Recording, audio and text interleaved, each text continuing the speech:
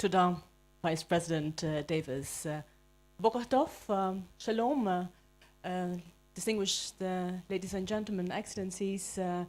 Toda rabba to Professor Ganor.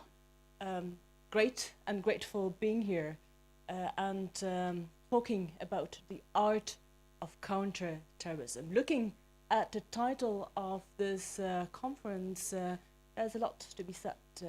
What about terrorism? What about countering terrorism? What about the art of counter-terrorism? Terrorism is definitely a global, a complex, and a serious threat which is changing shape overnight and which is evolving extremely rapidly.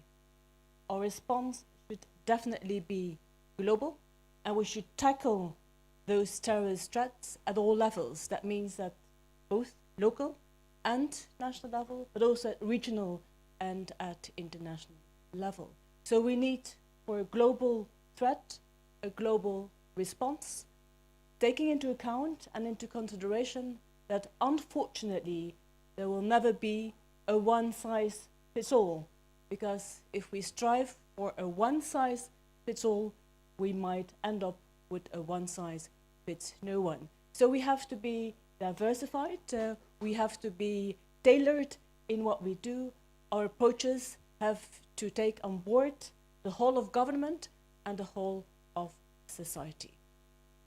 Terrorism, countering terrorism, and the art of counterterrorism. One of the characteristics of art is to be creative. And yes, indeed, we will have to think out of the box to be creative in tackle not an unprecedented situation, because it's now absolutely a new normal. The UNCTAD, the organization I'm heading, is part of that artistic chain of measures. UNCTAD is working for the Counterterrorism Committee for the Security Council and is tasked with assessment of the counterterrorism measures in the 193 countries. Not only assessing the CT measures, but also analyzing the trends, the developments, the best practices, the lessons learned in countering terrorism in the 193 countries, and spreading, disseminating those best practices as soon as possible, and offering support and expertise wherever needed. We are not alone in this exercise. We do this hand in hand with the newly established OCT, the Office of Counterterrorism, established in 2017, headed by my partner, USG Voronkov, and here today represented by Director Jehangir Khan, who will address you this afternoon. I'm also in good company because also tomorrow, the head and the coordinator of the analytical support and sanctioning monitoring team will give you more insight in the current terrorist threat. Let's talk about this threat. So indeed, we work hand in hand, as I just said, with OCT. Our recommendations, our findings included in a report on the CT measures that we have seen in the 193 countries will be followed up by OCT, who is in charge of the establishment and the producing of technical assistance and capacity building in those 193 countries. So it's very, very important that you first have a good insight, a good barometer, a good diagnosis in the whole spectrum of CT measures in the countries in order to have targeted support and capacity. That is something we do hand in hand. Coming back to the threat and to the counterterrorism challenges, we see definitely that counterterrorism and terrorism is, as we all have been listening to, posed by different terrorist groups. ISIL, Daesh, is one of those groups having been defeated in both Syria and Iraq. But what we have seen and what we already heard here tomorrow is that it is turned into a covert global network which has definitely the capacity to conduct and to inspire the major terrorist attacks we have been confronted to, also through its affiliates. And ISIL, Daesh, is not the only problem we are facing. We're also facing problems with regional terrorist groups, such as Boko Haram, such as Al-Shabaab, such as Al-Qaeda active in the Arabian Peninsula and in Islamic Maghreb. And as we also have heard here already this morning, foreign terrorist fighters returning and relocating foreign terrorist fighters.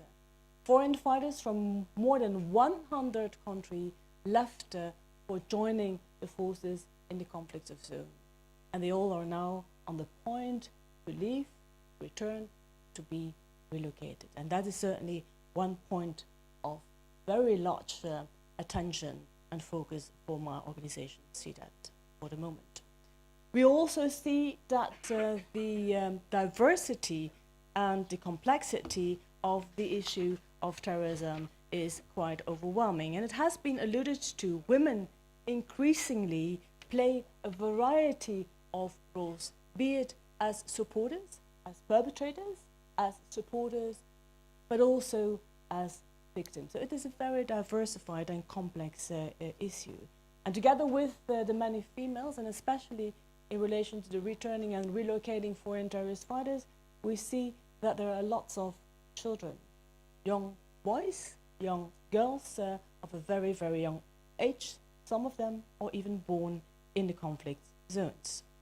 And it targets our vulnerabilities, and that also has already been alluded to. Terrorist groups and the attackers they inspire continue to focus on soft targets, cities, stadiums, theaters, landlines of airports, not so well guarded places, urban spaces which should be warmly welcoming tourists and citizens of all over the world.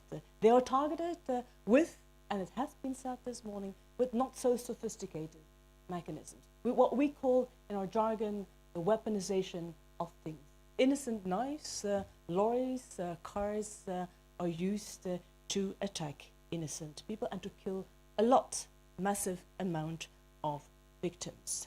And we're also seeing the growth of various forms of violent extremism, and also, it has to be underscored, an increase of far-right extremism, which is quite worrying.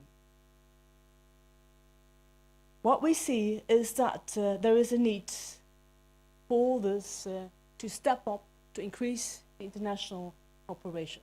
That does not only include the exchange of information, but also and foremost the exchange and sharing of good practices, best practices, failures and lessons learned. What also is extremely important is the persistence of the terrorist threat. Reminds us to go again about the importance of addressing the conditions conducive to the spread of terrorism and to the spread of violent extremism. I've been in my last 10 months, starting my job exactly 10 months ago, in a lot of regions and countries. And I was surprised, confronted with a lot of conditions, drivers of radicalization and terrorism. To mention a few of them: prolonged conflicts, political alienation, economic, social marginalization. That means that large numbers of population, especially younger people, when you go to some countries, the majority of the population are represented by young people between 15 and 30 years old. If you don't give them an economic perspective, if you take away their schools and forms of education, if you don't give them the basic needs such as good health and food, they might become, very soon, a very large group of very, very vulnerable people. Vulnerability which will be seized in the medium and long term by radicalized violent extremism and terrorists and even criminal groups. So we have to confront and have to tackle the conditions conducive to violent extremism and terrorism. And if we do so, countering terrorism and countering violent extremism, we have to do it always with a total respect of international human rights as such, and the rule of law. Effective counterterrorism and a full respect of human rights, all complementary and all mutually reinforced goals, so to say. I would like to come back to the foreign terrorist fighters, which is the top priority of my organization at the United Nations, countering terrorism for the moment. There are an immense amount of challenges related to foreign terrorist fighters returning and relocating. As we already have said and alluded to, the women, they're not that high, the numbers of women returning and relocating, but they pose a set of serious problems linked to their roles and status. Have they been active in the conflict zones? What was their active role? Just cooking, supporting their husbands, partners, taking care of their children, or being heavily involved in training, recruitment, and terrorist activity. So it will be extremely important to have the right risk assessment management and monitoring measures taken in place. And that goes also for the children. It was alluded to by State Secretary Engelke. There are young children coming back. There are children who were born in the conflict zones, and there again, we need to treat them with care and with total respect to their rights, but also with, I would say, a sense of responsibility, reality, and urgency. Some of them might be killing machines, some of them might be in real need of care and of support. Again, risk assessment and monitoring is to be put in place. Evidentiary and jurisdictional challenges that hinder attempts to prosecute are multiple. We have been talking about cyber, and cyber is indeed a very big point of attention.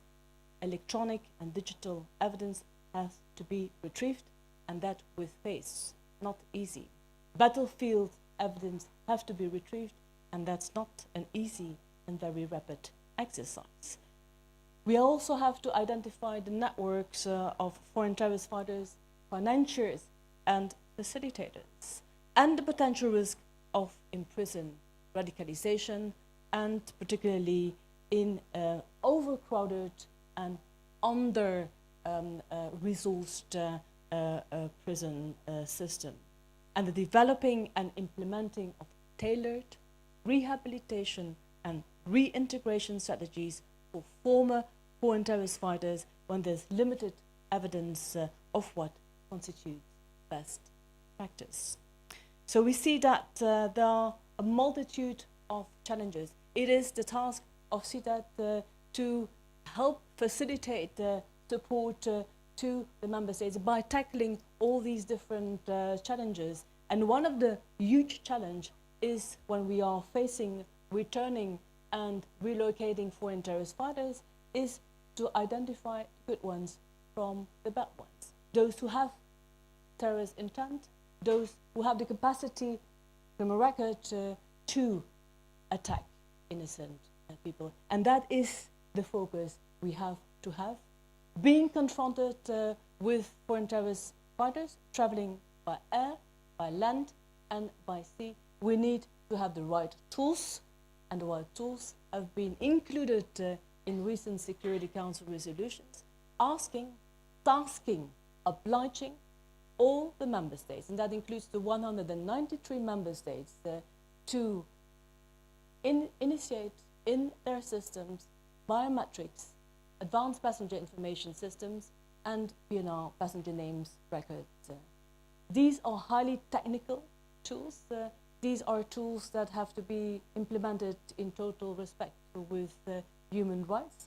They're asking for legal frameworks and institutional and organizational frameworks. So there is a need to support the member states in that regard. And there is an initiative which is done in partnership with OCT here present, which has led to the production launched in June of a compendium of the United Nations of recommended practices for the responsible use of sharing of biometrics in counterterrorism.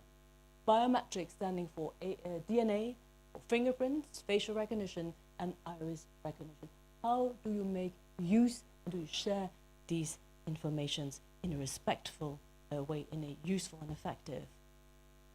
Another example of how we try to be of a support to the member states faced with all these challenges is in another project, a guidance we're working on to obtain digital evidence from the CSPs, the communication service providers.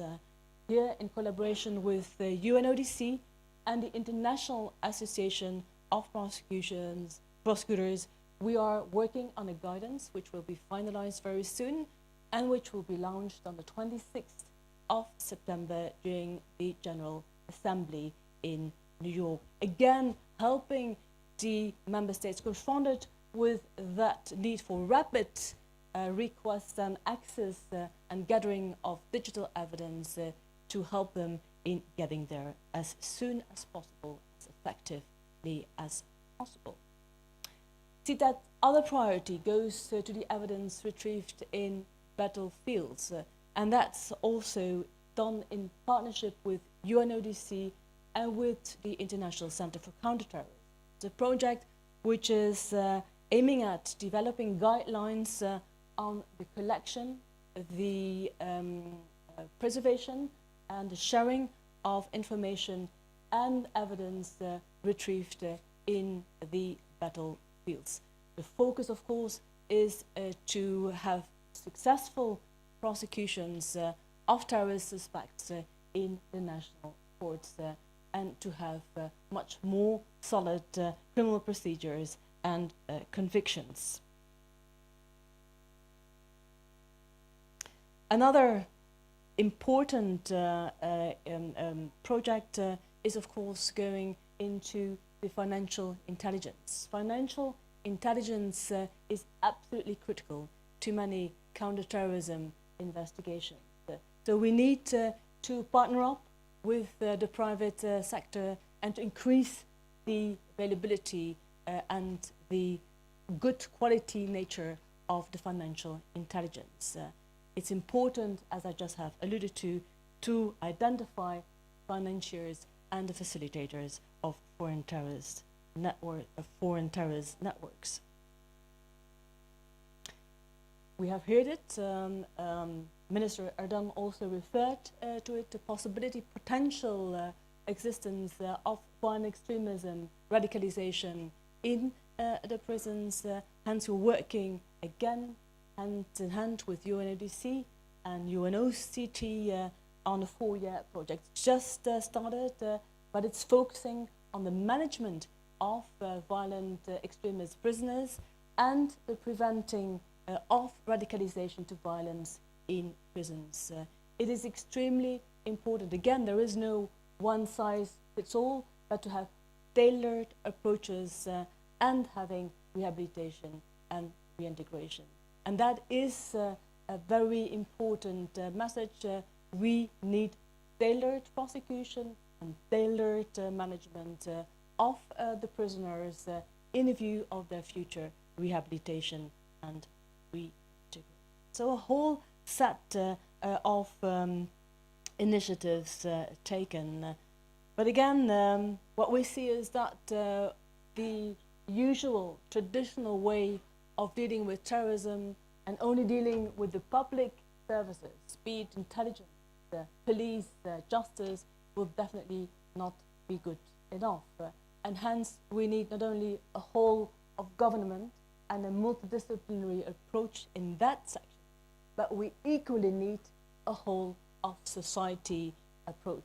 And that includes a lot of partners we're not always used to work with, from the private sector, from the civil society, and to work in partnerships between the government and the non-traditional actors. And hence, again, CTAT, my organization, has been working on bringing those two together in different fashions, in different initiatives.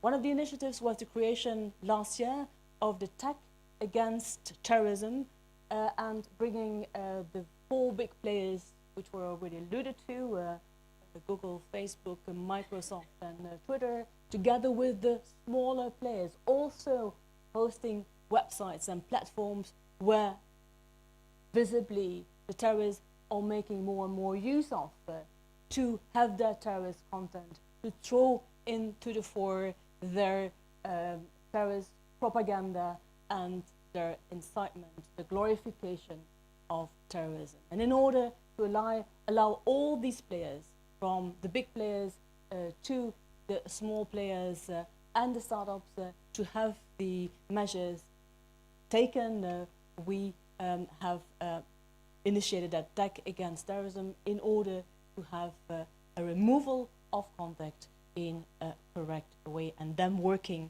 closely together. We also are engaged with the civil society organizations, and not only with the civil society organizations, but also with the local government authorities, the mayors of cities, and the private sector. I have already alluded to it, the fragile cities, the urban spaces being overly used by lone actors to tackle innocent people. It hits us in our face, it hits a lot of innocent people. We can do something about this by collaborating with the cities, with the local government authorities, with the civil societies, with the private sector. How can we protect a city against those attacks? How can we, during attack, ensure business continuity, ensure that the criminal investigations can go on? How can we build up good, resilient cities, stronger cities? And in that context, we have engaged with the Institute for Strategic Dialogue based in London, who has created the Strong Cities Network, bringing together mayors of cities heavily been impacted and concerned by terrorism to again spread good practices, best practices, lessons learned. Last but not least, engaging as well with non-traditional actors such as researchers, think tanks, academics, scholars from all over the world. And in 2015, in that context, we at CTAT created the Global Research Network, which is in fact representing more than 100 institutes.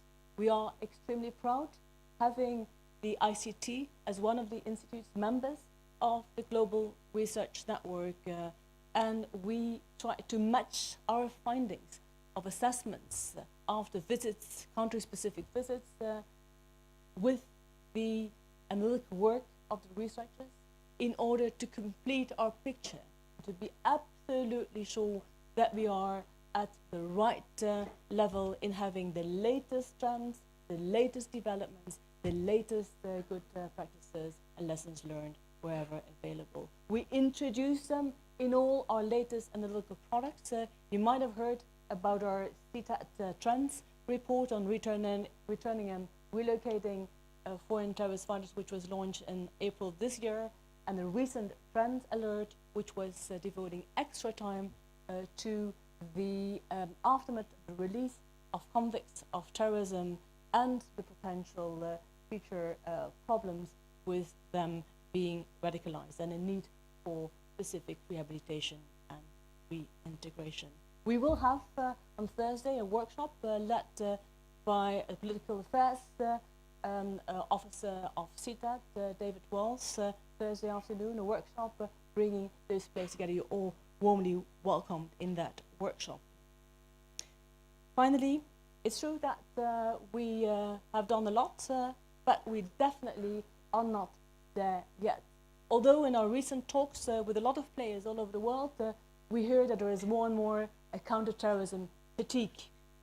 And that's something we cannot have. We need definitely have a collective effort, a collective attention, an international cooperation. It's true, and it has been proven in the past, that terrorist groups will thrive on the collective attention waiver of all of us, and we cannot have them having a regroupment, a rebuilding, learning from their mistakes. So we need to stay alert and to be vigilant at all times. And if you will listen to my colleague, Ambassador Fitton Brown tomorrow, who is the coordinator of the monitoring team, and analyzing the threats related to ISIL and Al-Qaeda, you will hear that in their findings, there are still people of ISIL and Al-Qaeda in Syria and Iraq. There are still foreign terrorist fighters, and the problem is not yet over. And together with that, we see that there is another problem. For instance, a problem related to children in Syria and Iraq, in the conflict zones, who are being split from their mothers, who are being prosecutors, who are split from their country of origin, who are parentless and stateless. So we have to think about a comprehensive strategy in taking care of those children. If we do not do this, we will put them in a limbo, we will overstress them and create a very large group of very vulnerable persons who on the long term might pose a new risk for violent extremism, radicalization, terrorism. I would like to end by saying that United Nations is staying for one UN, and we need even more international cooperation than ever, a top priority for the Secretary General, but also more multilateralism, as being said by State Secretary Engelke. The UN is a convener of people, is a proponent of ideas, catalyst for action, and a driver of solutions. Let's all be part of this artistic chain of good CT measures. CTAT is one of them. When I took over the reins 10 months ago, I promised myself, one, to be a bridge maker with other UN families. I think that we have made a very solid bridge with the main player, the Office of Counterterrorism. Second point, that I was striving for partnerships with the traditional players, but also with the non-traditional players, in order to have a completed spectrum of good practices and best practices and spread it in the rest of the world. And finally, I was also seeking for not only a demand and event-driven approach, but for a result-driven approach, having an impact and making the difference. So let's all be part of that artistic chain of security and counterterrorism measures, because that's exactly what we need. Your creativity, our creativity, and then we will be successful. Thanks a lot. Toda rabba.